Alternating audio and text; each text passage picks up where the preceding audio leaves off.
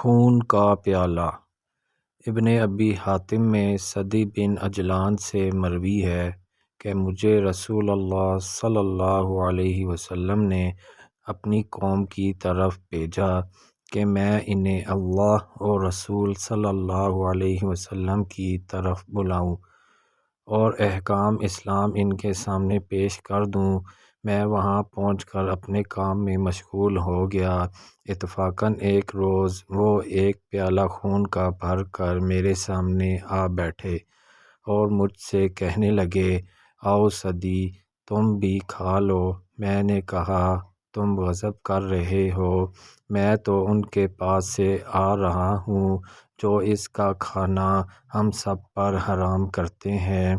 تب تو وہ سب کے سب میری طرف متوجہ ہو گئے اور کہا، پوری بات کہو۔ تو میں نے یہ آیت پڑھ کر سنا دی۔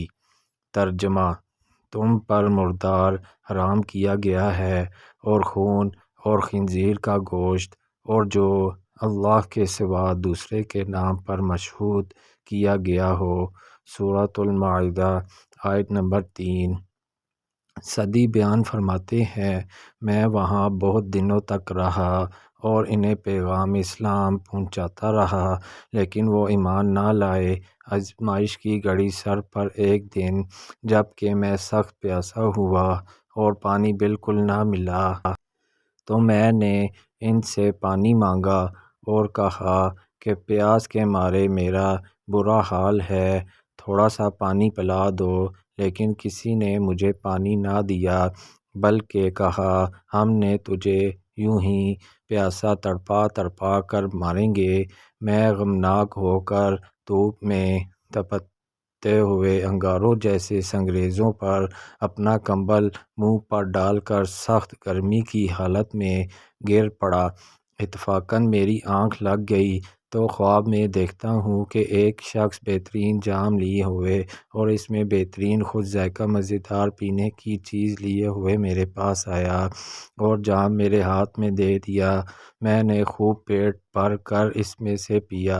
وہیں آنکھ کھل گئی تو اللہ کی قسم مجھے مطلق پیاس نہ تھی، بلکہ اس کے بعد سے لے کر آج تک مجھے کبھی پیاس کی تکلیف نہیں ہوئی، بلکہ یوں کہنا چاہیے کہ پیاس ہی نہیں لگی۔